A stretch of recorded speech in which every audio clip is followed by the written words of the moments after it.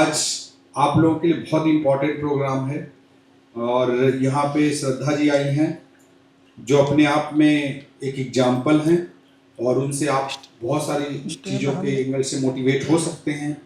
उन्होंने जो कुछ किया है हमारे अपने लाइफ की जर्नी में, अपने बिजनेस जर्नी में, उन्होंने न केवल एक एंटरप्रेन्योर के रूप में बड़ा सक्सेस और मुकाम हासिल किया है, बल्कि उन्होंने योर स्टोरी के प्लेटफॉर्म से बहुत सारे लोगों को मोटिवेट करने का भी काम किया है। और जब मैं एज IAS ऑफिसर काम करता था हमारे छत्तीसगढ़ में, शायद मेरी 2-3 स्टोरी और स्टोरी प्लेटफॉर्म पे भी पब्लिश हुई थी। उसके लिए मैं आज श्रद्धा जी को धन्यवाद देना चाहता हूँ। अभी हम सब ने माँ सरस्वती की पूजा की। हमको आज ये समझने की ज़रूरत है, हमारे युवा साथियों को समझने की ज़रूरत है कि आज का भारत नॉलेज बेस्ड इंडिया है, ज्ञान आधारित भारत है, और आज की दुनिया नॉलेज बेस्ड वर्ल्ड, ज्ञान आधारित दुनिया है। यहाँ जो सरस्वती का उपासक है, लक्ष्मी अपने आप उसके पीछे पीछे आती है। इस बात को समझना बहुत जरूरी है। आज आप दुनिया के 100 रिचेस्ट लोगों की लिस्ट बनाएंगे तो उसमें 90% से ज़्यादा आपको ऐसे मिलेंगे जिनके दादा परदादा का कोई बिजनेस या उद्योग या कोई बहुत रईस व्यक्ति, रिच पर्सन ऐसा आपको नहीं मिलेगा। 90% लोग आपको ऐसे ही मिलेंगे जिन्होंने अपने इंटेलेक्ट के दम पर, इनोवेशन के दम पर कुछ नया एक्सपेरिमेंट किया, उनका एक्सपेरिमेंट सक्सेस हुआ और आज दुनिया के बड़े रिचेस्ट पर्सन, 100 रिचेस्ट लोगों की सूची में या टॉप 10 में या टॉप 20 में। ये नॉलेज की पावर है, ये नॉलेज बेस्ड वर्ल्ड में नॉलेज की पावर है।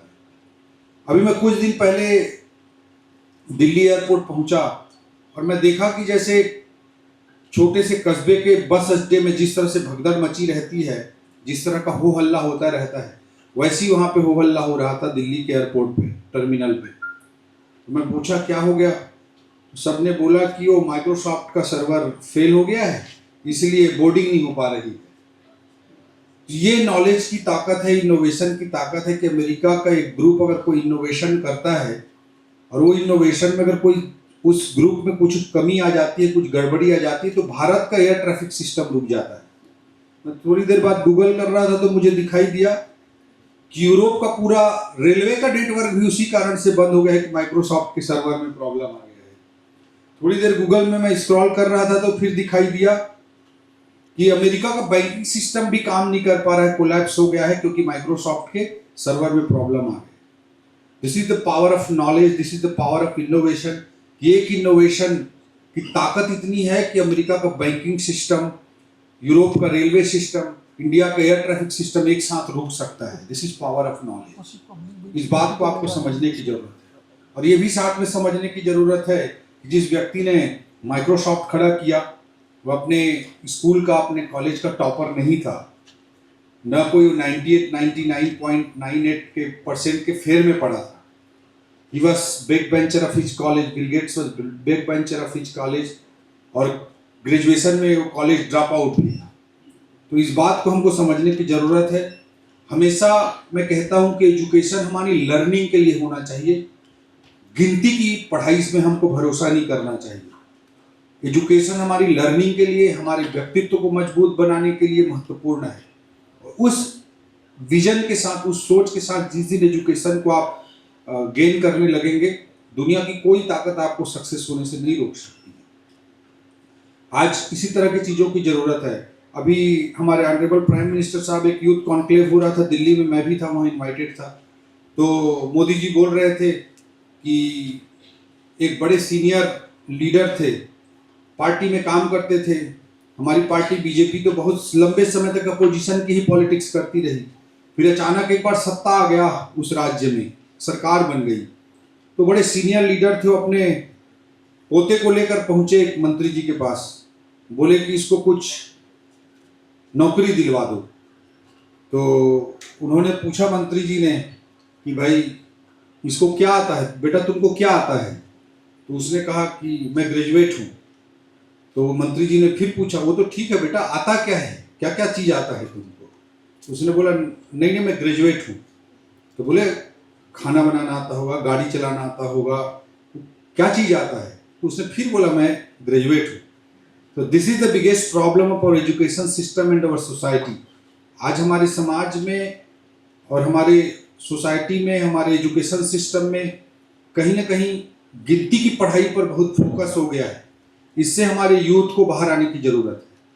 गिनती की पढ़ाई हम करते हैं और उसके बाद हम सोचते हैं कि कोई गवर्नमेंट जॉब मिल जाए। इस माइंडसेट से हमको बाहर निकलने की ज़रूरत है। Then only we can do best for, आप अपने आप के लिए, अपने पेरेंट्स के लिए और अपने देश के लिए, तभी आप अच्छा कर पाएंगे जब इस माइंडसेट से आप बाहर आएंगे। पहले ज़माने में होता था कि ब्रिटिश कॉलोनियल लिगेसी थी, ब्रिटिशर्स ने हम पर राज किया था, रूल किया था, और वो ब्यूरोक्रेसी के बल पर राज करते थे। इसलिए हमारे कॉलोनियल माइंडसेट में कहीं कहीं बैठा है कि ब्यूरोक्रेसी इज द बेस्ट। मैं आज भी मानता हूँ, मैं खुद 13 साल आईएएस ऑफिसर के रूप में काम किया, बट ये भी मानता हूँ कि वो एक बहुत बड़ा प्लेटफॉर्म है अच्छा काम करने के लिए। बट इस माइंडसेट से हमको देखना कि हम रूल करेंगे सोसाइटी को, कंट्री को, वो समय अब जा चुका है। बट आज मैं कहना चाहूँगा कि पूरा देश का सिनारियो, दुनिया का सिनारियो पूरी तरह से बदल चुका है। 1991 में हमारी इकॉनमी का जो साइज था उससे हम कितना आगे बढ़ चुके हैं, कई गुना आगे बढ़ चुके हैं। आज हमारी इकॉनमी का साइज $3.7 ट्रिलियन है और 2047 तक जो प्राइम मिनिस्टर मोदी साहब का विजन है कि इंडिया को एक डेवलप्ड नेशन बनाएंगे, डेवलपिंग कंट्री से डेवलप्ड नेशन बनाएंगे, उसमें अलग अलग इकोनॉमिस्ट के अलग अलग एस्टिमेशन हैं। हमारे भिलाई में ही स्कूलिंग किए हुए बड़े इकोनॉमिस्ट हैं, के सुब्रमण्यम, कृष्णमूर्ति सुब्रमण्यम जी, अपनी स्कूलिंग यही भिलाई में उन्होंने किया था। और जब नरेंद्र मोदी जी प्राइम मिनिस्टर बने तो he is first economic adviser, chief economic adviser. तो के सुब्रमण्यम साहब ने एक किताब लिखी अभी, इंडिया एट 100। भारत जब अपने आज़ादी के 100 साल 2047 में पूरा करेगा तो भारत की इकॉनमी का साइज क्या होगा, इस पर उन्होंने एक किताब लिखी है। और उन्होंने इंडिया के जीडीपी ग्रोथ को 8% कंसीडर किया है, 5% का इन्फ्लेशन कंसीडर किया है, 8 5 13 होता है, और 1% का रुपी का डॉलर के कंपैरिजन में डिप्रिसिएशन इवेल्युएट किया है। इस हिसाब से उनका मानना है कि इंडियन इकॉनमी आने वाले 2047 तक, आने वाले 22-23 सालों तक 12% की रेट से ग्रो करेगी, including inflation and rupee depreciation. और हम स्कूल में रूल ऑफ 72 पढ़ते थे कि कोई चीज़ इंटरेस्ट अगर कितना है तो कितने साल में डबल होगा। उसके लिए रूल ऑफ 72 हमारा टीचर गांव की स्कूल में, हमको सरकारी स्कूल का गुरुजी सब पढ़ाता था कि बेटा 72 का नियम सीख लो। तो 72 का नियम में हमको सिखाता था कि जितने परसेंट से कोई चीज़ ग्रो करता है उसको 72 से डिवाइड कर दो तो कितने साल में डबल होगा वो आ जाता है। तो अगर कोई चीज़ 12% की रेट से ग्रो कर रही हो तो उसको 72 से डिवाइड करोगे तो 6 आता है, तो 6 ईयर्स में डबल हो जाएगा। कोई भी चीज़ आप करके देखना, 72 को रेट, ग्रोथ रेट से डिवाइड करना तो उतने साल आ जाते हैं जितने में वो डबल होता है। That is called rule of 72। 72 का नियम पढ़ाता था हमको गांव में गुरुजी। तो इंडियन इकॉनमी हर 6 ईयर्स में डबल होगी, ये मानना है सुब्रमण्यम जी का। तो आने वाले 24 सालों का हम एस्टिमेशन करें तो 4 बार इकॉनमी की डबलिंग होगी, इकॉनमी के साइज की डबलिंग होगी। This is power of compounding, Warren Buffett says कि कंपाउंडिंग कोई चीज होती है, compounding is 8th wonder of world, Warren Buffett ने कहा है। तो उसी पॉइंट ऑफ व्यू से आप अगर इसको इवेल्युएट करेंगे तो आज $3.7 ट्रिलियन की इकोनॉमी सुब्रमण्यम साहब के हिसाब से 2047 तक $55 ट्रिलियन हो जाएगी। $55 ट्रिलियन। तो चलो मैं $55 ट्रिलियन भी ना मानूं, $50 ट्रिलियन भी ना मानूं, $40 ट्रिलियन भी ना मानूं, $30 ट्रिलियन भी अगर मैं मानता हूं तो $3 ट्रिलियन की इकॉनमी, अगर $30 ट्रिलियन इकॉनमी बनती है तो इकॉनमी में $27 ट्रिलियन की वैल्यू क्रिएट होगी। वो पैसा किसी न किसी के पास जाएगा। This is most important for India's future. हमारे देश की युवाओं को भविष्य को समझने के लिए सबसे इंपॉर्टेंट चीज है कि वो $27 ट्रिलियन आने वाले मात्र 22-23 सालों में किसी न किसी के पास जाने वाला है। तो क्या आप उसको कैप्चर करने के लिए तैयार हो? That is the most important thing for your future career planning. आप अपना फ्यूचर करियर प्लान कर रहे हैं, इस चीज का जरूर ध्यान रखें। पहले होता था, मैंने कहा, फ्लैट करियर, इकोनॉमी में ग्रोथ के चांसेस नहीं थे, इसलिए आदमी वो करियर चुनता था जिसमें डाउनवर्ड रिस्क नहीं रहता था। बट आज अगर आने वाले 22-23 सालों में 27 ट्रिलियन डॉलर की इकोनॉमी भी अगर क्रिएट होती है तो कितना पैसा इस इकोनॉमी में क्रिएट होगा, उसके लिए अपने आप को mentally, skill wise, entrepreneur wise, business wise अपने आप को तैयार करना, that is most important task in your life. इस चीज को आप अच्छे तरीके से समझ के चलिए। और जैसे जैसे इकोनॉमी ग्रोथ करेगी, फ्लैट कैरियर के लिए अपॉर्चुनिटीज कम होती जाएंगी।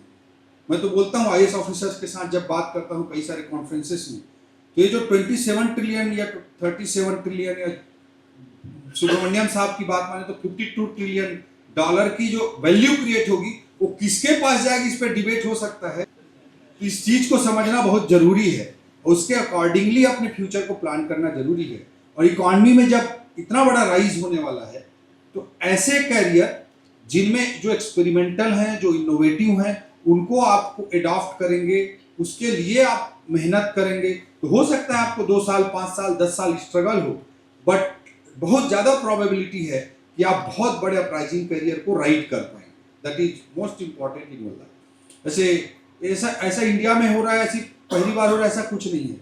आप जापान की इकोनॉमी को देखें, सेकेंड वर्ल्ड वॉर के बाद पूरी तरह से कोलैप्स हो गई थी, और 1970 से लेकर 1995 तक जो 25 ईयर्स का पीरियड था वो ऐसा ही पीरियड था जैसे इंडिया के आने वाले 22-25 साल के टाइम है, और इसी तरह से उनकी इकोनॉमी ग्रो करी थी।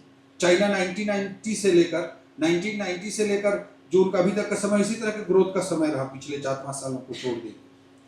ऐसे हर देश की इकोनॉमी में एक फेज आता है, डेमोग्राफी में एक फेज आता है, जब आपका यूथ पॉपुलेशन होता है, एवरेज एज कम होता है, तो ऐसी इकोनॉमी में एक अपॉर्चुनिटी आती है।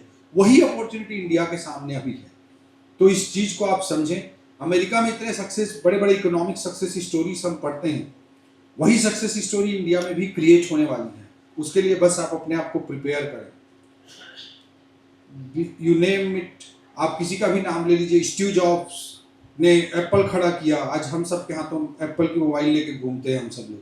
इस एप्पल कंपनी का मार्केट का इंडिया के जीडीपी से बड़ा है। This is power of knowledge, this power of innovation. India के जीडीपी से बड़ा है। आज अगर हम टेस्ला के और एनवीडिया के मार्केट कैप को ऐड कर दें तो इंडियन स्टॉक मार्केट के 8000 कंपनियों के मार्केट वैल्यूएशन से ज्यादा है मात्र 2 कंपनियों को मार्केट वैल्यू, एनवीडिया और Tesla. This is power of knowledge, this is power of innovation. इस चीज को आप समझिए। स्टार्टअप में जब हम स्टार्टअप इकोसिस्टम में जब हम काम करते हैं, बहुत सारे चैलेंजेस आते हैं। हमें अपने आप को बहुत सारी चीज़ों को ध्यान में रखकर चलना चाहिए। रिस्क फैक्टर्स को भी उसको मिनिमाइज करने के लिए अपना प्लान करना चाहिए, और इस माइंडसेट के साथ कि उसको हम रिस्क को कैसे नेविगेट करेंगे, उस तरह से आप प्लानिंग करके आप चलें तो आप जरूर सक्सेस होंगे। मैं छत्तीसगढ़ के पॉइंट ऑफ व्यू से बताना चाहूँगा कि हम बहुत सारी चीज़ों को यहाँ पे प्रमोट कर रहे हैं। परसों मैं बजट प्रेजेंट करने वाला हूँ, जरूर सुनिएगा। उसमें बहुत सारी चीज़ें आपको देखने को मिलेंगी। हम स्टेट कैपिटल रीजन बना रहे हैं, जो मैं पिछले बजट में ही डिक्लेयर कर चुका हूँ। रायपुर, आरंग, अभनपुर, बीरगांव, कुम्हारी, पावर हाउस, भिलाई, दुर्ग, राजनांदगांव, इन सारे एरिया को मिला करके हम स्टेट कैपिटल रीजन बनाने जा रहे हैं। हम इनोवेशन के लिए, आईटी के लिए, सर्विस सेक्टर को प्रमोट करने के लिए बहुत सारे काम कर रहे हैं। हमारे छत्तीसगढ़ में सेकेंडरी सेक्टर इकोनॉमी में बहुत स्ट्रांग है, इंडस्ट्री सेक्टर बहुत स्ट्रांग है। इसलिए कंट्री के जीडीपी में जहां इंडस्ट्री सेक्टर का 35% का कंट्रीब्यूशन है, हमारी स्टेट में इंडस्ट्री का 55% का हमारी स्टेट की जीडीपी में कंट्रीब्यूशन है। बट उसके कारण हमको थोड़ा चैलेंजेस 48%, तो उसके कारण हमको प्रॉब्लम होता है सर्विस सेक्टर में। सर्विस सेक्टर में हमारा अभी ग्रोथ कम हुआ है, तो इसीलिए हम आईटी सर्विसेज को, स्टार्टअप कल्चर को प्रमोट करने के लिए बहुत सारे काम कर रहे हैं। नवा रायपुर स्टेट कैपिटल रीजन के अंदर स्टेट कैपिटल सिटी बन रही है। वो डिपार्टमेंट, हाउसिंग इन्वायरमेंट डिपार्टमेंट का भी मैं मिनिस्टर हूँ, तो वहाँ पे अभी पिछले 1 सालों में इतने सारे काम हमने इनिशिएट किए हैं नवा रायपुर में कि आने वाले समय में इंडिया का बेस्ट कैपिटल सिटी होगा, इसमें कोई डाउट नहीं है, इसमें कोई डाउट नहीं। तो आज वहाँ पे सेमीकंडक्टर के फर्म हमारे पास आ गए, डेटा सेंटर हमारे पास आ गया, हम 200 एकड़ में फार्मास्यूटिकल पार्क बना रहे हैं, 100 एकड़ में मेडी सिटी बना रहे हैं, 100 एकड़ में एजू सिटी बना रहे हैं। वहाँ पर वेडिंग इंडस्ट्री कितनी तेजी से वहाँ पर ग्रोथ कर रही है, हेल्थ केयर इतना तेजी से वहाँ पे ग्रोथ कर रहा है, आईटी सर्विसेज में टेली परफॉर्मेंस हमारे पास आ गया पिछले 1 साल में। बहुत बहुत सारी चीज़ें हो रही हैं। तो मैं यही कहना चाहूँगा कि हमारे इंडिया का जिस तरह का पोटेंशियल है, उससे ज़्यादा पोटेंशियल आज छत्तीसगढ़ में है। इंडिया अगर डेवलपिंग से डेवलप्ड कंट्री बनेगा तो टियर 1 सिटीज़ के सहारे नहीं बनेगा। ये growth story tier 2 tier 3 cities के सहारे ही लिखी जाएगी। ये जो इकोनॉमिक इंडिया का इकोनॉमिक ग्रोथ होगा, उसमें महाराष्ट्र गुजरात जैसी स्टेट का कंट्रीब्यूशन तो होगा ही, बट छत्तीसगढ़ जैसी स्टेट का और भी बड़ा कंट्रीब्यूशन होगा। तभी हम इस डेवलपिंग से डेवलप्ड कंट्री की यात्रा को पूरा कर पाएंगे। हम डेमोग्राफी की बात करते हैं कि जापान की एवरेज एज 50 ईयर्स है, या यूरोप की एवरेज एज 47-46 ईयर्स है, अमेरिका चाइना की 40 ईयर्स के आसपास है, और इंडिया की 28 ईयर्स के आसपास एवरेज एज है। इससे हम ग्रोथ का सबसे बड़ा पोटेंशियल मानते हैं इंडिया का, यूथ पॉपुलेशन को डेमोग्राफी के पॉइंट ऑफ व्यू से। तो मैं आप सबको बताना चाहूँगा कि जहाँ इंडिया का एवरेज एज 28 ईयर्स है, हमारे छत्तीसगढ़ का एवरेज एज 24 ईयर्स है। तो that opportunity is much bigger in Chhattisgarh.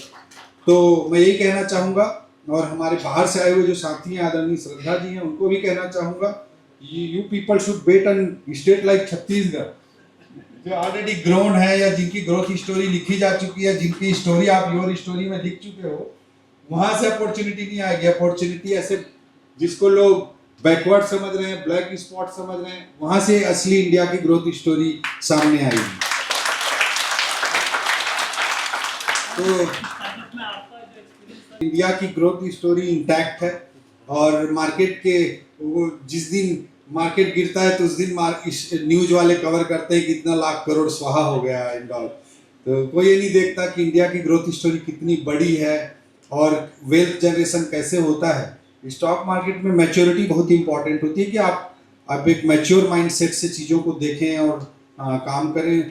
आप मतलब जब अच्छे इन्वेस्टर्स की जब स्टोरी पढ़ेंगे तो उन्होंने अपने इन्वेस्टमेंट्स को में कोई 30%, 40%, 50% नहीं कमाए, ना उन्होंने 5 गुना 7 गुना किया। जितने बड़े इन्वेस्टर्स हैं उन्होंने अपने इन्वेस्टमेंट्स को हंड्रेड्स भी नहीं, थाउजेंड्स टाइम्स किए हैं, थाउजेंड्स टाइम्स किए हैं। राकेश झुनझुनवाला जी के टाइटन की स्टोरी आप सबको पता है कि उन्होंने टाइटन से अपने वेल्थ को 1000 से भी ज़्यादा टाइम्स तक ग्रो किया, अपने वेल्थ बनाया, इस तरह का वेल्थ क्रिएट किया। हमारे छत्तीसगढ़ के मधु केला जी को आप सब जानते होंगे, he is from Chhattisgarh only, जो रिलायंस कैपिटल मैनेज करते थे पहले। उन्होंने डीवीस लैब में किस तरह से वेल्थ क्रिएट किया। इस तरह के बहुत सारे सक्सेस स्टोरी इंडिया में क्रिएट हुए हैं, और ज़्यादा सक्सेस स्टोरीज क्रिएट होंगे। ऑब्वियस सी बात है, आज $3 ट्रिलियन का वैल्यू है पूरे जीडीपी का, वो $30 ट्रिलियन बनेगा, तो अलग अलग जगहों में ग्रोथ स्टोरीज क्रिएट होंगी। तो उसके लिए आपको फ्यूचरिस्टिक होना पड़ेगा, सही थीम को समझना पड़ेगा, और क्या होने वाला है समय में। कोई नहीं सोचता था आज से 20-30 साल पहले, कोई नहीं सोच सकता था कि एप्पल का मार्केट कैप इंडिया की जीडीपी से बड़ा होगा। वैसे ही आप देखेंगे तो कोई नहीं सोच सकता था कि 30 साल पहले कि हम सब बॉटल का पानी ले लेके घूमते रहेंगे। तो आने वाले समय को हमको विजुलाइज करना होता है बेस्ट इन्वेस्टमेंट में, और मुझे लगता है कि जैसे आज पानी की स्टोरी है, वैसी एयर की स्टोरी होगी आने वाले टाइम में, ऐसी ही टेक्नोलॉजी की स्टोरी होगी। टेक्नोलॉजी में डिसरप्शंस होते हैं, उसको भी ध्यान में रखना पड़ता है। Renewable energy, biofuels, hydrogen energy, nuclear energy, data centre, semiconductors, EV, defence, these are things जिसमें आप इंडिया में बहुत बड़े बड़े सक्सेस स्टोरीज देखेंगे, लोगों को हंड्रेड्स एंड थाउजेंड्स टाइम्स तक ग्रो होते हुए देखेंगे। तो उसको समझना बहुत ज़रूरी है। तो जब मैं आईएएस में था, आईएएस की तैयारी करता था, तो इकोनॉमिक्स में मेरे काफ़ी इंटरेस्ट था।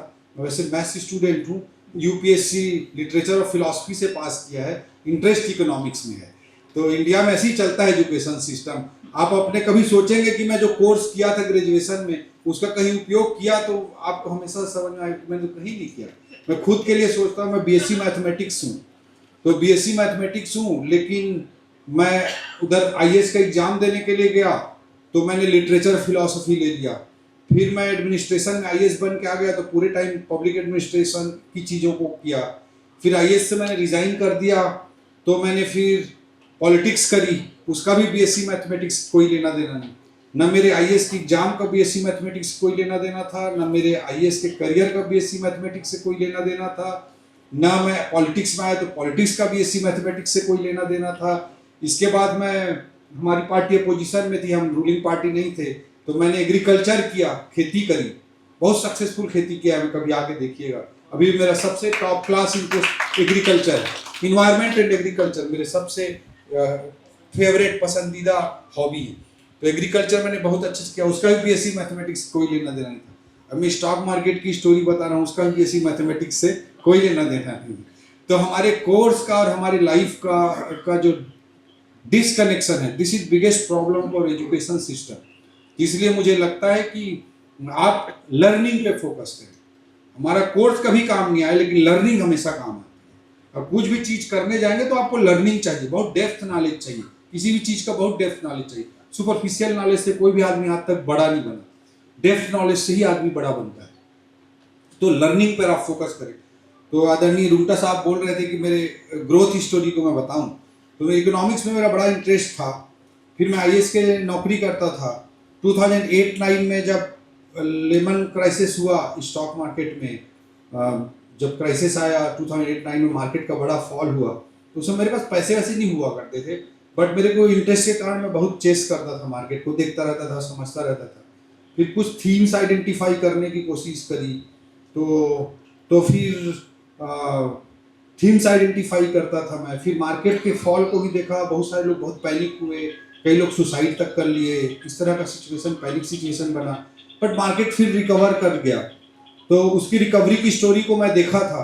और जब ये और 2008 से लेके 2015-16 तक मैं बहुत सारे स्टॉक्स को फॉलो करता था, बहुत सारी कंपनियों को फॉलो करता था, तो उनके ग्रोथ स्टोरी को भी देखा। कोई आज बजाज फाइनेंस का जो रेट है, बजाज फाइनेंस का रेट है ना 7-8 हज़ार रुपए है। मैं 5 रुपए से बजाज फाइनेंस को फॉलो करता हूँ। 5 रुपए की स्टॉक मार्केट मैंने बजाज फाइनेंस का देखा है केवल इन 17 सालों के लिए। पहले देखता था, दूसरों को सलाह देता था, बट मेरे सलाह पे कई लोगों ने इन्वेस्ट किया है बजाज फाइनेंस। मतलब मेरे पास पैसे नहीं होते थे, तो दोस्तों को बताता था। तो बजाज फाइनेंस देखा मैंने, उसकी स्टोरी देखी, बहुत सारी स्टोरीज मैंने मार्केट में देखी। इन्फोएज की स्टोरी देखी, जो स्टार्टअप इकोसिस्टम में इन्वेस्ट करता है, संजीव बीरचंदानी साहब का। इंडिया में स्टॉक मार्केट को जुआ सट्टा की तरह देखा जाता है। स्टॉक मार्केट के 2 पार्ट हैं, जो कॉल पुट वाला पार्ट है, डेरिवेटिव्स वाला पार्ट है, वो एक्चुअल में जुआ सट्टा है। What is definition of Gamble? Gamble को कोई डिफाइन करिए, बताओ कोई। What is Gamble? Technically define कर, जुआ क्या है, गैम्बल क्या है? Absolutely, it's a right explanation, zero sum game. जब मैनेजरियल पॉइंट ऑफ व्यू से Gamble is zero sum game, तो या तो आप जीतेंगे या सामने वाला जीतेगा, दोनों नहीं जीत सकते, ठीक है। तो call put derivatives is same game, it's zero sum game. इसमें एक को पैसा बनेगा, दूसरे का उड़ेगा। तो बड़े इन्वेस्टर से कभी रिटेलर लड़ नहीं पाता, इसलिए 99% लोग पैसा गंवाते ही। बट स्टॉक मार्केट का एक बहुत बड़ा जो डिफरेंट पार्ट है, ठीक है, that is investment part. Investment is not a zero sum game, it's a value creation. अगर नेस्ले का प्रॉफिट आज से 20 साल पहले अगर 50 करोड़ किसी देश में रहा होगा, आज उसकी वैल्यू 2000 करोड़ की प्रॉफिट है। तो वहां सबके लिए वैल्यू क्रिएट होता है। Investing is a win win game, it's not a zero sum game. तो इसलिए आपको बेसिक अपने आप की फिलॉसफी को डिफरेंशिएट करना पड़ेगा। तो ये थ्योरीज आप अच्छे से समझें, अकॉर्डिंगली अपने बिहेवियर को प्लान करें, then only you will become a successful investor. इतना आसान नहीं होता है कि नॉलेज गेन करना, अकॉर्डिंगली अपने बिहेवियर को मैनेज करना, फिर और डेप्थ थ्योरीज में जाना। Momentum investing is a totally different area, जिसमें होता है कि जो मोमेंटम इन्वेस्टिंग है वो मानता है कि technicals and fundamentals are same thing, मतलब वो एक साथ चलते हैं। तो किसी कंपनी का फंडामेंटल में अगर कोई सुधार आने वाला होगा तो चार्ट टेक्निकल्स पहले रिफ्लेक्ट कर देते हैं। ये थ्योरी मोमेंटम इन्वेस्टिंग की है। और बहुत बड़े बड़े इन्वेस्टर हैं जो केवल मोमेंटम इन्वेस्टिंग पर आजकल बिलीव करते हैं और एल्गो ट्रेडिंग से ही अपना एल्गो से इन्वेस्टमेंट भी करते हैं। तो इनकी थ्योरी एक अलग ही है और इसमें भी मिड कैप स्मॉल कैप्स में बहुत पैसे बने पिछले 5-7 सालों 4-5 सालों में, अभी धराशायी हुए पड़े हैं, तो अभी सब गिर रहे हैं, तो वो उसमें भी रिफ्लेक्ट हो जाता है। कोई चीज़ अगर नेगेटिव होने वाला है मार्केट में, कंट्री में, कंपनी में, तो टेक्निकल्स का मानना है, मोमेंटम इन्वेस्टर्स का मानना है कि it will be reflected in charts. तो चार्ट्स अगर बुरा बोल रहा हो तो कितना भी मार्केट में अच्छा न्यूज हो, यू शुड एग्री। तो अपना एक अलग थ्योरी है, अलग दुनिया है। Then a new thing is going on in Indian economy कि पिछले 10 सालों में लोन को लेके बहुत ही नेगेटिव माइंडसेट बन गया एंटरप्रेन्योर्स का। लोगों को लगता है कि मैं लोन में ब्याज क्यों पटाऊं और बैंक के चंगुल में मैं क्यों फंसूं, इन्वेस्टर को ऐसे लगता है। और बैंक्स में भी जितने बैड लोन्स हुए उसके कारण बैंक का भी माइंडसेट नेगेटिव रहता है। उसके कारण आजकल जो न्यू एंटरप्रेन्योर्स पैदा हो रहे हैं उनके दिमाग में रहता है यार लोन नहीं लेना है, हमको अपनी इक्विटी बेच दो। तो इनिशियल फेज में 10% 15% अपनी इक्विटी बेच देते हैं और उनको भी आसान लगता है कि बिना ब्याज के पैसा मिल गया।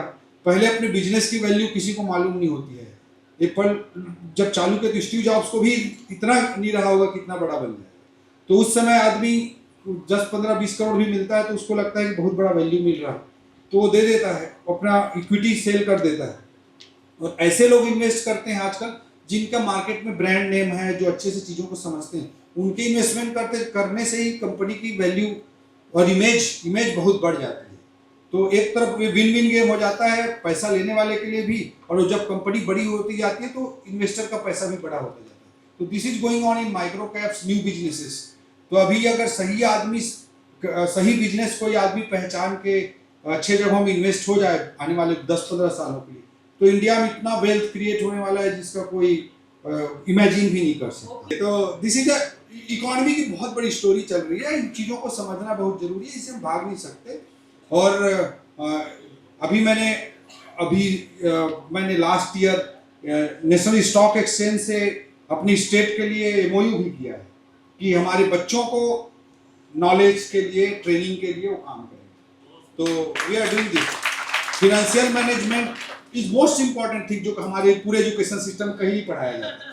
तो सारा अलजेब्रा पढ़ लेते हैं, ट्रिग्नोमेट्री पढ़ लेते हैं, सब पढ़ लेते हैं, लेकिन पर्सनल फिनांस को कैसे मैनेज करना है हम नहीं कर पाते हैं।